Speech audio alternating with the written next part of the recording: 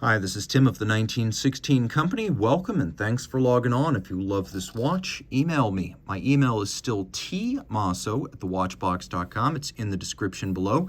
It is your purchase and pricing email question line for buying this or any watch you see on any of our platforms. Please reach out to me directly. I am tmosso@thewatchbox.com for pricing.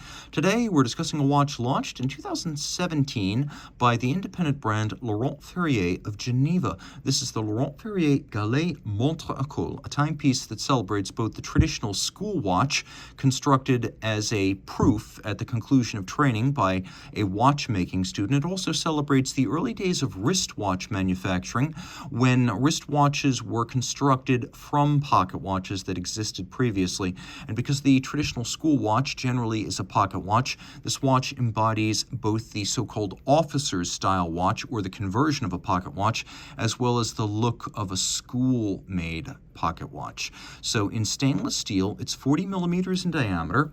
It is 11.3 millimeters thick from lug tip to lug tip, 47 millimeters, with a 20 millimeter spacing between the lugs. Because it does have a very modern-day Breguet wristwatch or Chrono Swiss type style to it, those long arcing straight lugs do cause it to wear a little bit larger than you might think. It wears like around 41 or 42, despite being a 40 millimeter watch. You can see my wrist is 16 centimeters circumference. Down the barrel, you can see that the lugs don't protrude over the edge of my wrist.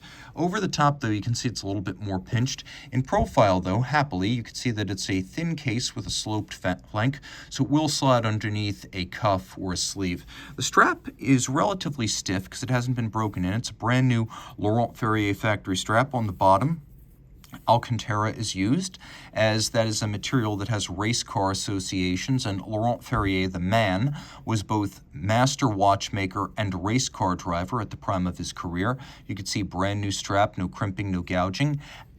Rectangular scale alligator leather in several sizes on the top, matte black finish with a monotone stitch. You can see it has a broad folded edge. We have these pastille or cabochon style caps at the end of the lugs, designed to echo the screws that would have traditionally fixed straps to converted pocket watches. The first wristwatches were made that way. So while these are not screws, they are skeuomorphic echoes of those historic binding screws.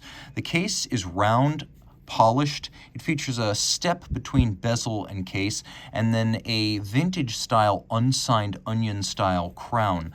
The buckle has a lovely fluid form to it. You can see it, like the case, is stainless steel. The case features that sharp break between lug and case, as though the lugs have been welded on as an afterthought, a la first quarter 20th century converted pocket watches. We have this generously domed sapphire with a little bit of a box section in profile, vertical satination to give the dial a stainless steel-like look, and then we have assegai or spear-shaped hands. The hands, as well as the hour indices, are white gold, and then simple calibrations and minimal branding with a sunken subregister, crosshair design, and concentric pattern inboard for the seconds. Turn it all over. We have caliber FBN 22901, a creation of Ferrier, Barbacini, and Navas. The first being Laurent and Christian Ferrier, his son, and Barbacini and Navas, the principals, first of B&B Concept, of which they were 1B and the N, respectively. And then later they created La Fabrique du Temps, which today is the high horology arm of Louis Vuitton watchmaking. So they also assisted in the computer-assisted design of this movement. That was their primary role.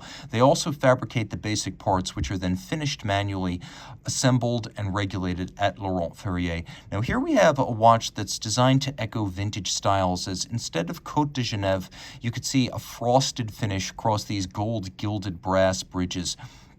In terms of technical specs, one barrel, we have a ratcheting, engine-turned micro-rotor that energizes 3 days or 72 hours of power reserve, a 3 Hz beat rate, 35 pivot joules, a better-than chronometer, 6 position adjustment. Chronometers generally are 5. And if you look, you can see that not only do we have a free-sprung balance for precise adjustment and better shock tolerance, but there is an overcoil that helps to center the mass of the hairspring for concentric breathing in every position. And then below that, if you look carefully, you can see 2 nickel phosphorus escape wheels with columns. These 2 escape wheels duplicate the concept of Breguet's direct impulse natural escapement, which eliminates the Swiss lever. If you look carefully, you can see an iridescent purple silicon blocker. One wheel locks while the other impulses the balance directly in its direction of travel. With two wheels, each can impulse the balance tangentially only in its direction of travel, so they don't bear the load of reversing the direction of the wheel. That's performed by the hairspring only. So this improves power reserve, chronometric precision, and reduces friction and the need for maintenance. It is a supremely impressive achievement that this is everyday reliable. Even Breguet didn't quite achieve that distinction. Finish is world-class. You can see the steel bridge for the rotor has a golden chaton at the center, a la pocket watch design. Satination on the bridge that sits beneath it. You can see the bridge for the first wheel in the reduction system. And then this has entirely been black polished or mirror finished across its top with bevels on its edge. You can see the bevels on the edge of these bridges are truly broad and mirrored and finished by hand. This is not machine anglage. This is the real deal. You can also see how deeply beveled and polished those jewel sinks and screw sinks are. All screw heads are black polished on their top, chamfered around their circumference and through their slots. We have frosting across the bridges, satination as well as internal beveling within the wheels.